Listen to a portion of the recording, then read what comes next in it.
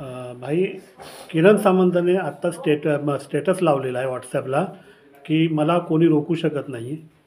आणि रवींद्र चव्हाण जे आहेत त्यांना भाजपकडून खासदारकी देण्यात येते. त्यामुळे येणाऱ्या दिवसामध्ये भाजप आणि शिंदे गटामध्ये रस्सीखेच होणार का? आत्ता सुरूच झालेले आहे त्यांच्यामध्ये रस्सीखेच एकमेकाच्या उरावर बसायला सुरू केलेलं आहे. आणि ह्या लोकसभा मतदारसंघामध्ये रवींद्र चव्हाण असो नाही ते किरण सामंत असो, आम्हाला कोणत्या परिस्थितीत त्यांना 2.5 लाखाच्या फरकाने पाडायचं आहे ह्या निर्धाराने आमचे पदाधिकारी कामाला लागलेले आहेत.